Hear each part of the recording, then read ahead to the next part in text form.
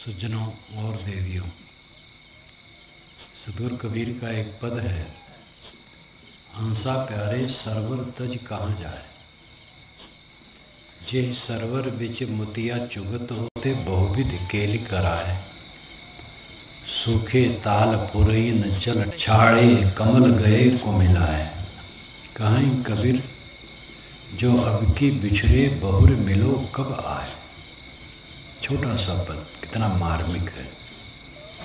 हंसा प्यारे सरवर तज कहाँ जाए। अरे प्यारे हंस, तालाब को छोड़ करके कहाँ जाओगे। इसका ख्याल है ये तालाब छोड़ देना। जे सरोवर बीच मोतिया चुगत होते बहुविध केल कराए।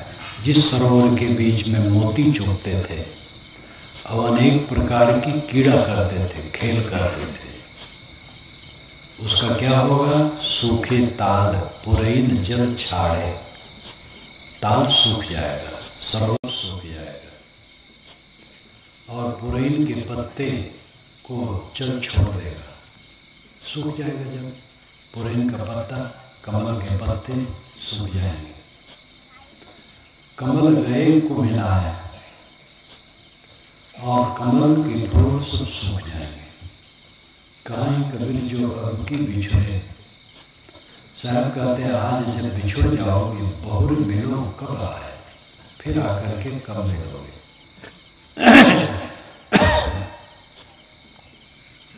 कितना प्यारा गीत है और कितनी मार्मिकता है और जीवन का सहज चित्रण है, भोग वासना में लगे रहने का चित्रण है और इसका जो हश्र होने वाला, परिणाम होने वाला है, उसका चित्रण है। और बड़ी वेदनापूर्वक अंतिम में ये कहना है कि जब ये सरोवर छोड़ दोगे तो फिर कब आके मिलोगे। हंस जीव है। हंस एक पक्षी होता है जो सफेद होता है और मानसरोवर झील में रहता है। मानसरोवर झील बहुत विशाल है, स्वच्छ पानी वहां रहता है और कहते हैं पानी दूध को मिला के रखो तो दूध ले लेता है, पानी छोड़ देता है, ऐसी उसकी शक्ति होती है। नील झील विवेक करता है।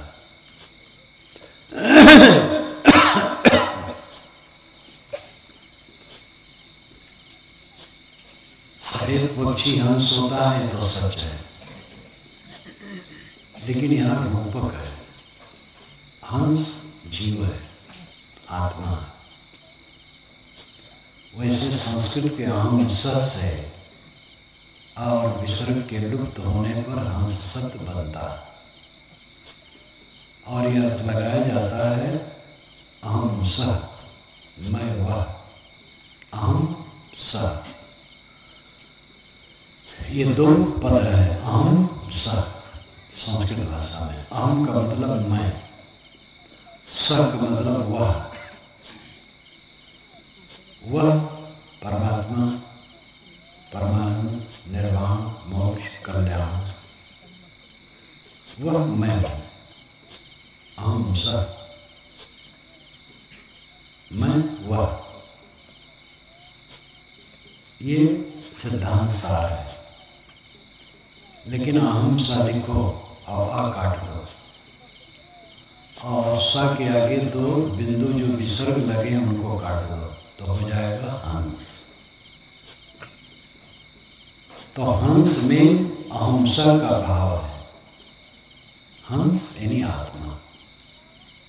आप आत्मा हैं, देह नहीं। ये जीव हंस है, विवेकी है।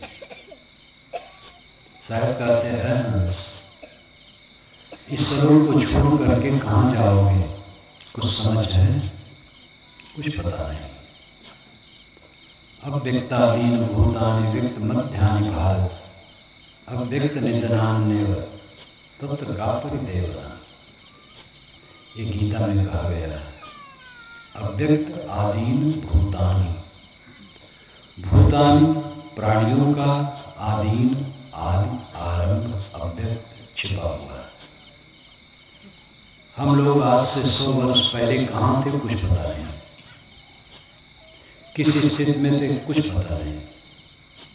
अव्यक्ताधीन भूतानि व्यक्त मध्यानि भारत है, भारत है अर्जुन, मध्य में व्यक्त है, बीच में अभी अभी व्यक्त है, अभी अभी मैं इस शरीर में हूँ।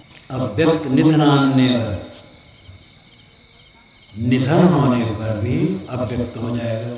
जब आजकल में शरीर छूटेगा हम नहीं जानते कहाँ रहेगा, तब तक का परिदेवना। ऐसी स्थिति में क्या पीड़ा है? ऐसा संसार है कि हम आज तक जाने ही नहीं कहाँ रहते रहे 100 वर्ष पहले, और आगे भी पता नहीं है। तो बीच के लिए क्या चिंता है? निर्भय हो जाओ। मौत को क्यों डरते हो? मेरी मौत होगी तो इसमें नुकसान किसका होगा? शरीर मर गया। शरीर जब तक है झंझट है, शरीर नहीं रहेगा झंझट खत्म। क्या परेशानी है? उपद्रव से भरा जीवन, इसमें रहने में सुख मानते हो, और शरीर छूट जाने पर सब उपद्रव खत्म। क्यों परेशान हो? इसको सोचो। मेरे मरने पर कुछ लोग दुखी होंगे, लेकिन ये भी सच है कि कुछ लोग प्रसन्न होंगे।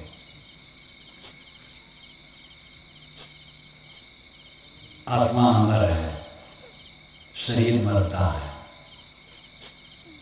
तो चिंता किस बात की है?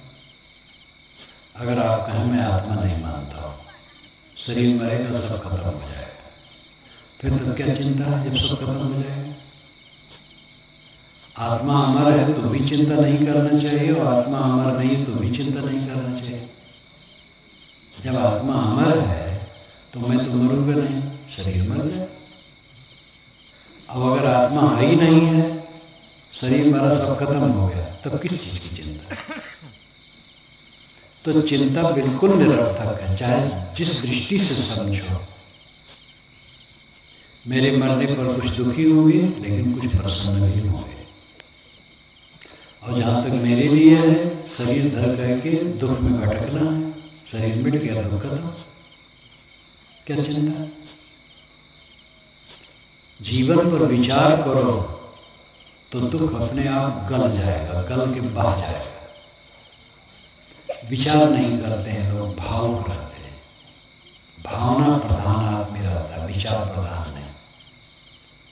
विचार प्रधान होने से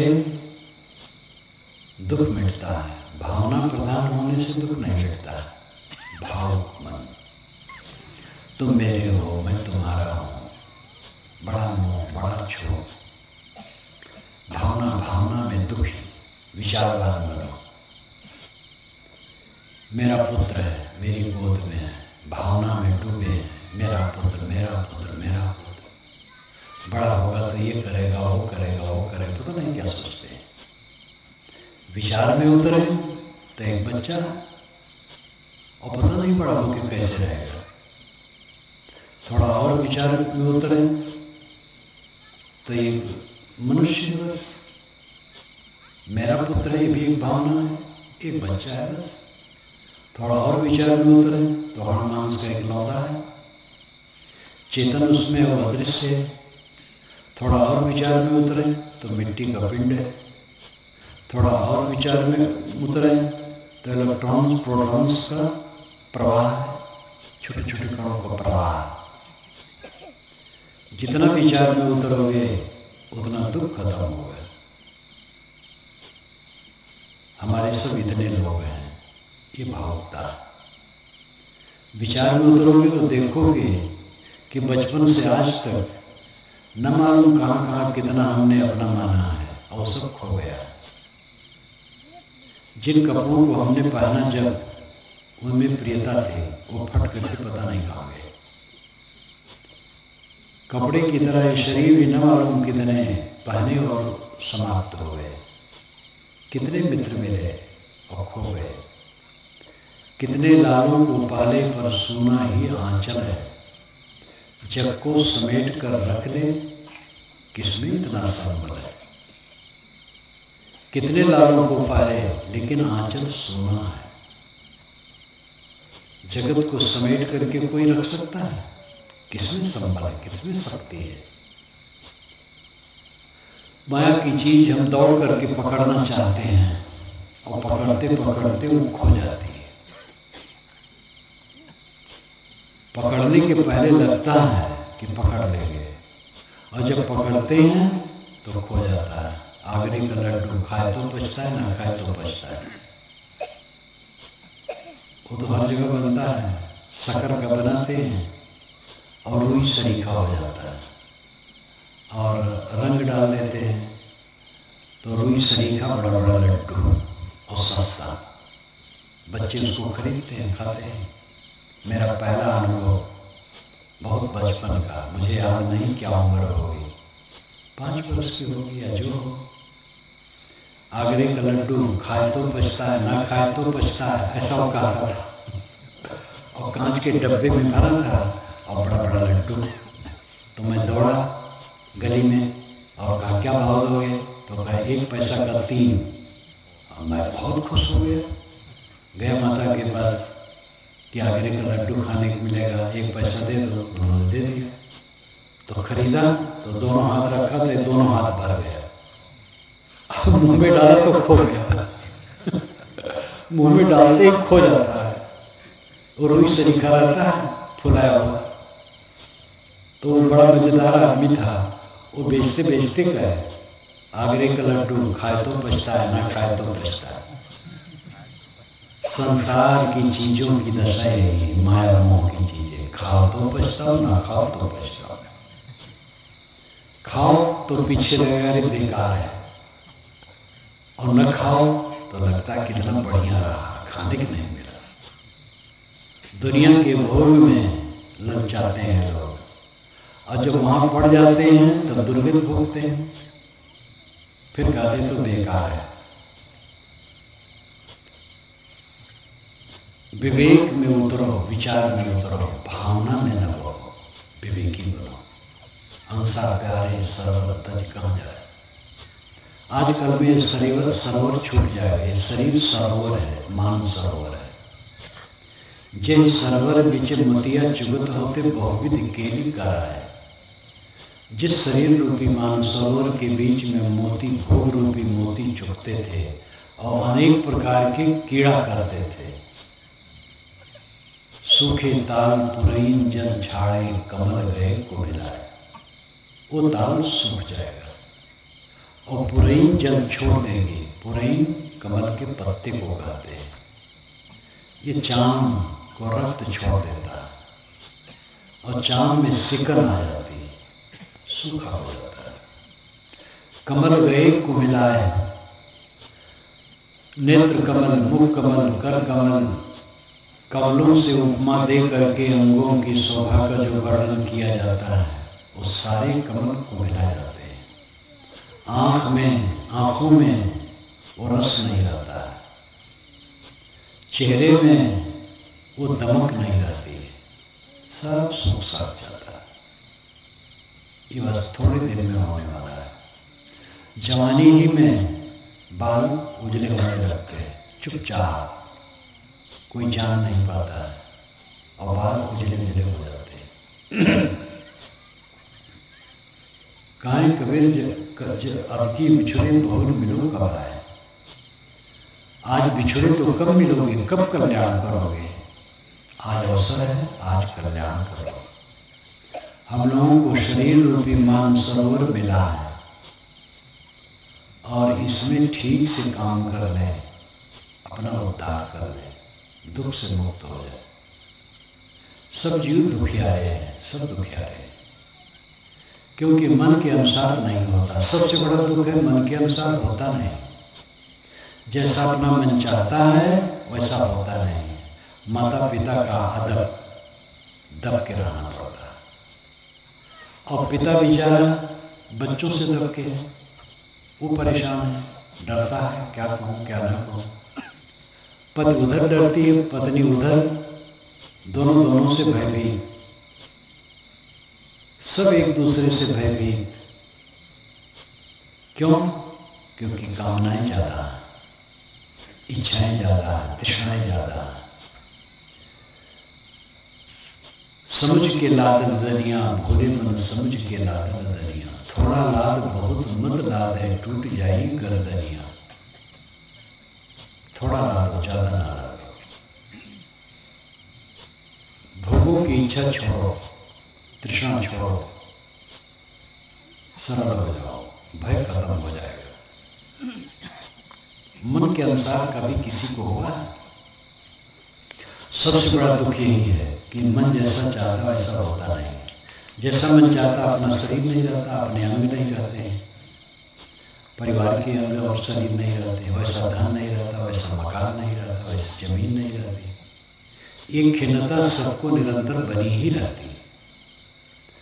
झोपड़ी वाले को, महल वाले को, सब जगह एक खिन्नता बनी रहती है। दरिद्रता धन से किसी की नहीं मिटती। बड़े बड़े धनी महादरिद्र तनिक तनिक बातों को लेके लड़ते। जब उनकी आमदनी महीने में 3000 रुपये थी, गुजर होता था। अब 3 लाख रुपए हैं, लेकिन संतोष नहीं। 3 करोड़ रुपए हो जाए तो भी संतोष नहीं होगा, और ज्वाला बढ़ेगी। सब जीव दुखी है। ये दुख धन से नहीं मिटेगा और दुनिया की किसी वस्तु से नहीं मिटेगा, ये विवेक से मिटेगा। चाहे को विवेक ज्ञान, ताहि को कुशल ज्ञान, चाहे वो जाए वाको वायु और सुख है। विवेक ज्ञान है तो जहां जाएगा सुखी रहेगा। दुनिया भर में चाम बिछा करके कोई नहीं चल सकता है, लेकिन अपने पैर में चाम की जूतियां पहन ले तो जहां जाए वहां चाम बिछाया। अपने मन के अनुकूल बना करके दुनिया को नहीं रखा जा सकता है, लेकिन जैसी स्थिति हो वैसे अपने मन को बना ले, बस सुखी। जैसा हमारा मन हो वैसा सब हो। कैसे होगा? मैं अपने आसन से चला, नीचे उतरा, धूल थी, सड़क में भी धूल है, अंडवंड भी है। मैं चाहूँ वहां से यहाँ तक बढ़िया सड़क हो, धूल उसमें बिल्कुल ना हो। ऐसी सड़क हो एकदम हाई क्लास। अब कहाँ मिलने वाला है? गाँव है, इतना बन गया है, बहुत पहले तो ये भी नहीं था। अब यहाँ आ गया और यहाँ मैं और कुछ चाहूँ, कैसे हो जाएगा?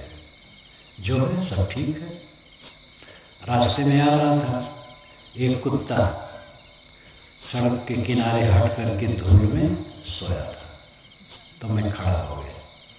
तो उसने सिर उठा के देखा, कुछ सेकंड देखा, फिर उसने सिर को धूल में रख के आंख बंद कर ली। मानो मेरा ही उसने मजाक किया, ये तुम देखते रहो, मुझे कोई फिक्र नहीं है। आनंद अपने हाथ में है। दुनिया की वस्तुओं को बटोर करके आनंद चाहोगे, कभी आनंद नहीं पाओगे। बटोरते बटोरते सब चीजें फिसलती चली जाती है। उस कुत्ते को देखा, न बिस्तर था, न तकिया, न चादर, धूल में चारों पैर फैलाए और सिर रख के मस्त सो रहा था। बड़े बड़े राजे बादशाह इतना मस्त नहीं हो सकते। सड़क के किनारे ये भी चिंता नहीं कि कोई मार देगा, पीट देगा। मैंने उसकी भरमसाहट देखी कि बीच में नहीं सोया था। उसकी अच्छी समझदारी, कुत्ते प्राय सड़क के बीच में सो जाते हैं, लेकिन सड़क से हट करके धूल में सोया था। अपार सुख का खजाना सबके पास है। अनंत सुख, निर्भय सुख, परमानंद में सब जी सकते हैं। जो समझ पाए, ध्यान दे, अपनी इच्छाओं को घटाए, अहंकार को घटाए, वो सुखी होता चला जाएगा। अहंकार करोगे तो सांप फनकता रहेगा, हर समय डसता रहेगा। कामना करोगे कहीं पूरा नहीं होगा। कामना को जीतो, अहंकार को मारो, सब जगह सुखी हो। पति पत्नी में लड़ाई क्यों? अहंकार और कामना के कारण। भाई भाई में लड़ाई क्यों? अहंकार कामना के कारण। पिता पुत्र में, कहीं भी हो, संबंध में लड़ाई होती है, उसमें दो ही कारण, अहंकार और कामना। इस अहंकार और कामना रूपी शत्रु को जीतो। भौतिकवादी इसका मजाक करते हैं क्योंकि वह उनकी दृष्टि एकांगी हो जाती है और कहते हैं साधु लोग तो मन को मार देते हैं और उसको ऐसा मार देते हैं कि उसमें चेतना ही नहीं रहती है। उनकी सूझ अलग है। भौतिकवादी भी बिलबिला के मरते हैं। अध्यात्म की आवश्यकता है। सारे दुखों का अंत भौतिक वस्तुओं से होना नहीं है। भौतिक का मतलब है प्राणी संबंधी भी, लेकिन यहाँ भौतिक अर्थ है भूत संबंधी। भूत नाम तत्व, मिट्टी पानी आग हवा, ये भूत है, पंचभूत। आकाश भी लिया जाता है। आकाश न ले तो चतुर्भूत, चार भूत। जड़ पदार्थों से बने, जड़ तत्वों से बने पदार्थों को भौतिक कहते हैं। दुख भौतिक और आध्यात्मिक दोनों है। भौतिक दुख हल्का है, आध्यात्मिक दुख अधिक है। भौतिक दुख जैसे कि घाव लग गया, बुखार आ गया, रोग लग गया, ये भौतिक दुख। रुपए पैसे कम है, कपड़े लत्ते कम है, और चीजें कम है, भौतिक दुख है। चीजों के कारण दुख है, भौतिक है। लेकिन मन के उद्वेग के कारण जो दुख है वो आध्यात्मिक है। और मन का उद्वेग शांत हो जाने पर जो शारीरिक दुख होता है बड़ा हल्का हो जाता है। शारीरिक दुख हरदम रहता भी नहीं, रोग आया हो गया, घाटा मुनाफा आया हो गया, लेकिन मानसिक उद्वेग सब समय मनुष्य को रहता है, कम ज्यादा हर समय मानसिक उद्वेग में दुखी रहता है। इसलिए आध्यात्मिक दुख, आदि भौतिक दुख, इन दोनों दुखों को समझना चाहिए। आदि भौतिक दुख तो ज्यादातर हम बना लेते हैं। चीजें जितनी होती हम संतोष नहीं है तो हम समझते हैं हम गरीब हैं और अपनी सूझ है गलत। चीज जितनी हो उसमें खर्च करने का एस्टिमेट बनाना चाहिए।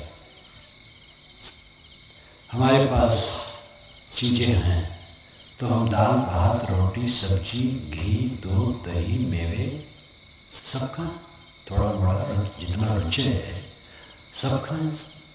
इतना नहीं है तो दूध दही मेवे घी की कोई जरूरत नहीं है, दाल भात रोटी सब्जी काफ़ी है। इतना भी नहीं है तो दाल रोटी सब्जी भात काफ़ी है। इतना भी नहीं है तो नमक भात नमक रोटी काफ़ी है। लेकिन इतना चाहिए और ये सब करीब करीब मिलता है, परंतु दरिद्रता बनी रहती है, कम लगा रहता है। वो दरिद्रता आध्यात्मिक है, भौतिक नहीं। मैंने कल कहा था कि भोजन का महत्व नहीं है, भूख का महत्व है। अच्छी भूख हो तो भोजन जो हो अमृत है। सादा हो, सरल हो, सहज हो, सस्ता हो, गरीब का हो। गरीब का भोजन मोटान सादा होता, उसके साथ कोई खास सब्जी नहीं, दाल नहीं, घी दूध दही नहीं, सादा सहज सस्ता गरीबों का भोजन वही पाचक होता है और अच्छा होता है। भूख कड़ी हो तो सादा भोजन अमृत है और भूख ना हो कितना व्यंजन हो किस काम का। इसी प्रकार नींद की बात है। नींद हो तो महल है कि झोपड़ी है, मखमली गद्दा है कि चटाई है, पलंग है कि जमीन है, कोई मतलब नहीं। अच्छी नींद की आवश्यकता है। अब अच्छी नींद और भूख ये करीब करीब अपने वश में है। शारीरिक उपद्रव से कभी किसी को हो जाए, भूख न लगे, नींद न आवे, वो अलग बात है। ज़्यादातर अपने अधीन है। मन स्वस्थ रख, प्रसन्न रख, यथा प्राप्त में संतुष्ट रहे, खान पान में लोलुप न हो तो पेट ठीक रहेगा और भूख लगेगी। जब आप कम खाएंगे भूख अपने आप लगेगी, ज़्यादा खाएंगे तो भूख खराब हो जाएगी। सदैव आदमी को कुछ कम खाना चाहिए, भूख अपने आप खर लगेगी।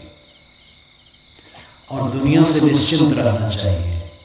नींद लगेगी, चिंता करोगे तो नींद नहीं लगेगी, डट के खाओगे तो भूख नहीं लगेगी।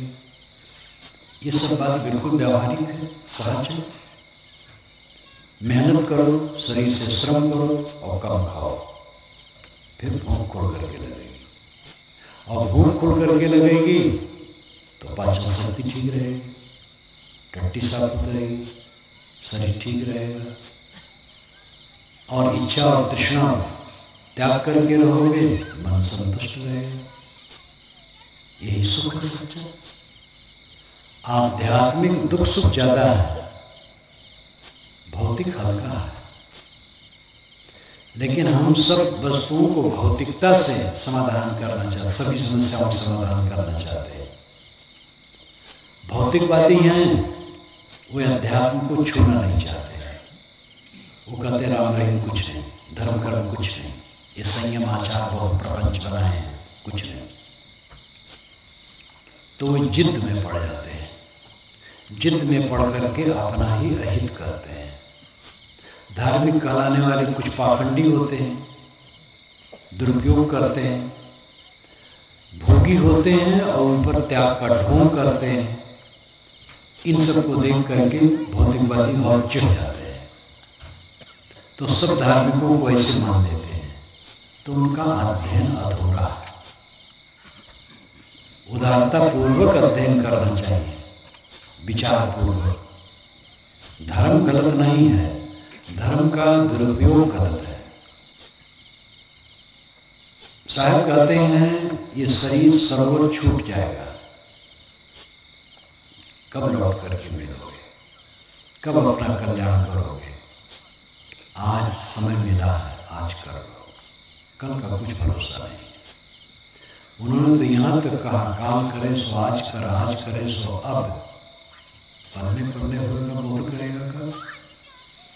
जो कल करना है आज कर लो, आज करना अब कर लो, तुरंत। पहले तो पढ़ने हो जाएगा, कब करोगे।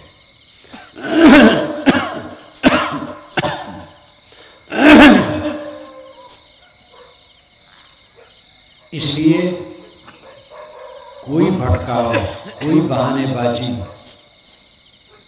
कोई भुलावा उचित नहीं है।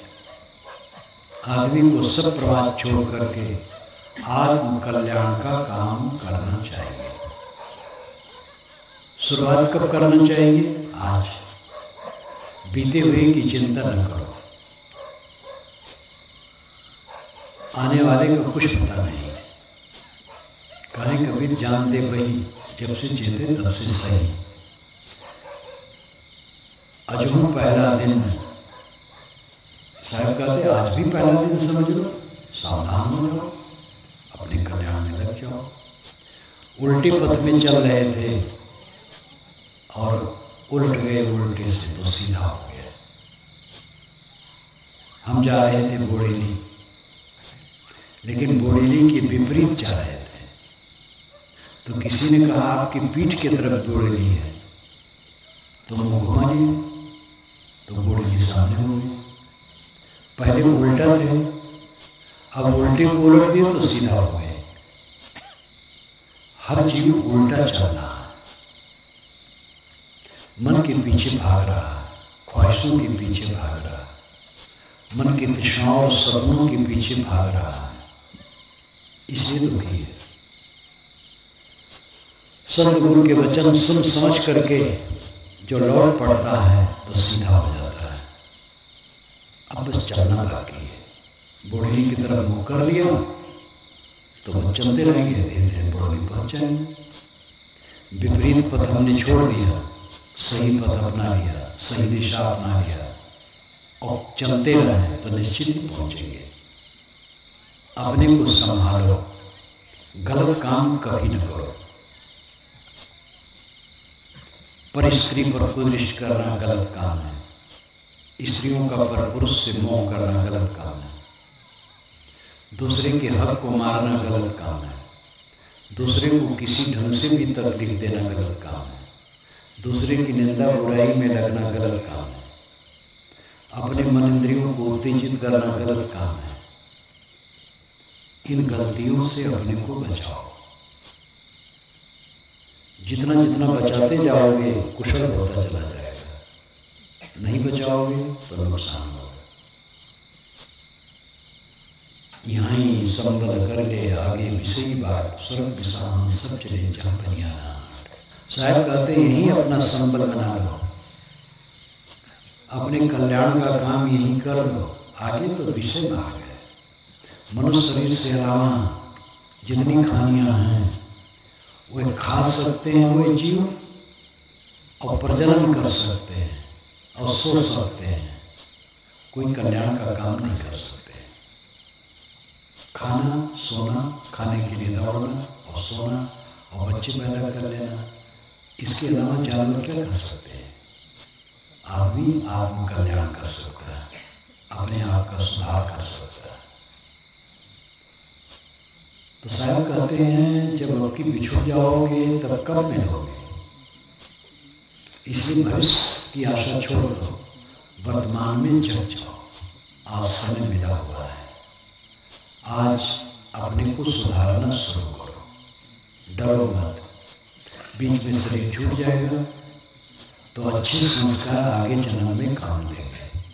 भक्ति बीज पलटे नहीं, जो जो जाए अनंत, ऊंच नीच घर उतरे होए संत का संत। भक्ति बीज नहीं पलटता, चाहे जितना समय बीत जाए, चाहे जहाँ जन्म है वो संत रूप होगा। फूल के बीज कहीं घूर पर भी पड़ जाते हैं तो वहीं उसका पौधा हो जाता है और उसी में बढ़िया सुगंधित फूल खिल जाते हैं। अच्छे कर्मों का परिणाम सदैव अच्छा होता है। ये डरो ही मत कल क्या होगा, आगे क्या होगा। हम बहुत अच्छे थे, अब आज खराब हो गए तो सब बेकार हो गए, और हम बहुत बुरे थे, आज ठीक है तो सब अच्छा हो गया। वर्तमान की विशेषता, जो लोग बहुत दिन से अच्छे मार्ग में चले लेकिन आगे चल करके उनकी बुद्धि बदल गई, खराब संगत करने लगे, खराब काम करने लगे, खराब धारणा हो गई, खराब आचरण हो गया, तो सब मिट गया उनका। और कोई बहुत खराब था, आज अपने को संभाल लिया, बस ठीक हो गया। कोई आदमी शराब या गांजा 50 बरस से पीता था, आज उसने छोड़ दिया और कुछ दिन में उसकी आसक्ति मिट गई, अब उसकी बिल्कुल ख्वाहिश नहीं है, उधर मन चलता ही नहीं है। तो गांजा और शराब की आसक्ति जो वर्तमान की मिट्टी है, वह 50 बरस तक की जो पीछे वाली रही वो भी मिट्टी है।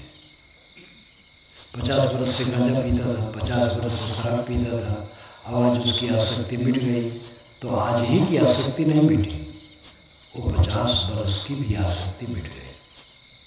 जब आज की आसक्ति मिट जाएगी तो पीछे वाली 49 बरस की रखी रहेगी, कुछ नहीं रखी रहेगी। वर्तमान ठीक हुआ, पूरा बीता हुआ ठीक हो गया।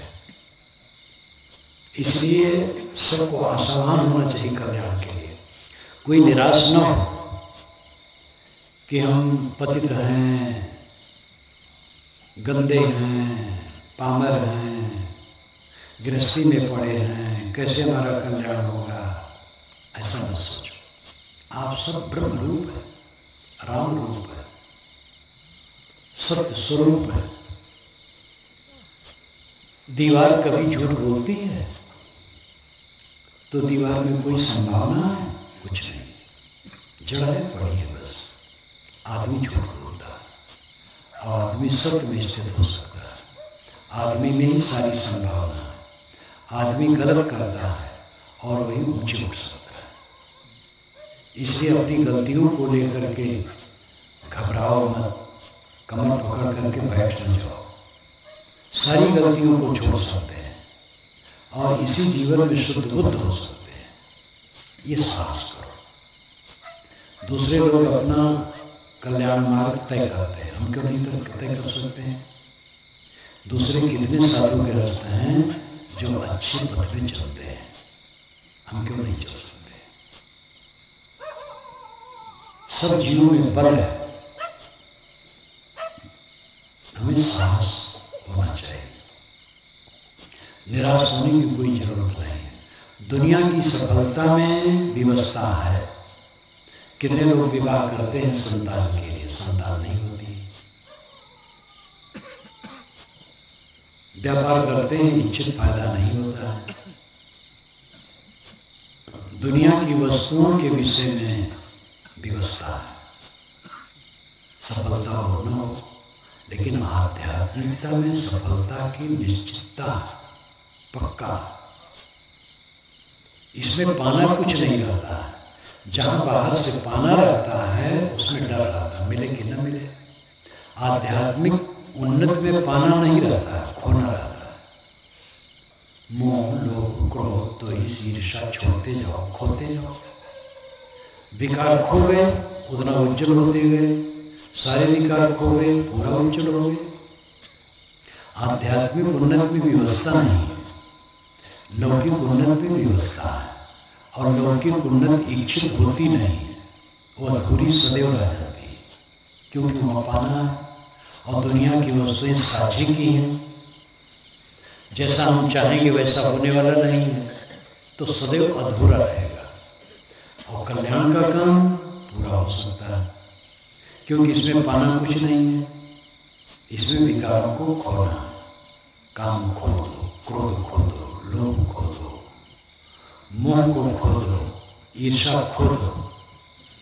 जितने दुर्व्यसन दुर्गुण हैं सब छोड़ दो। इसमें क्या लगता है? इसमें क्या परेशानी? इसमें कौन बाधा डाल सकता है? कोई गाली देता है, गाली ना, बहुत सरल काम है। गाली देने में कठिनता है।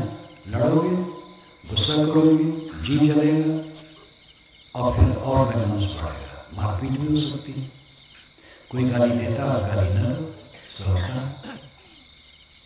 तलवार कायर उठाता है, वीर तलवार नहीं उठाता। कायर किसी से झगड़ा करता है, स्वस्थ आदमी झगड़ा नहीं करता। हिंसा कायरता का लक्षण, अहिंसा वीरता का लक्षण। राष्ट्र की रक्षा की बात अलग है, वो भी गलत। युद्ध करना, किसी को मारना गलत है, लेकिन राष्ट्र की रक्षा के लिए करना पड़ता है, वो बात अलग है। और वो बात कभी आती है, आती है तो लड़ने वाले अलग हैं, सेना है। आप थोड़े, आपको तो जहाँ रहना है वहाँ रहना है। पत्नी है, पति है, भाई है, बच्चे हैं, माता है, पिता है, या जो कुछ भी आसपास के लोग हैं, उनके संबंध में आपको रहना है। और उसमें आपको संभालना करवा लेने की थोड़ी जरूरत है, न मुकदमा करने की, न पंचायत करने की जरूरत है। आपकी पत्नी अगर झगड़ा करे, कटु कहे, तो क्या आप पंचायत करते हैं? एक सज्जन ने अपनी पत्नी के लिए कहा था कि 4 लोग बैठ करके जरा हमारे और उनके बीच में समाधान करवा दो। तो लोग बहुत हंसे कि इतने बेवकूफ हो कि अपनी पत्नी से समाधान नहीं कर सकते हो। पत्नी के विवाद में, पिता पुत्र के विवाद में पंचायत नहीं की जाती है, आपस में समाधान किया जाता है।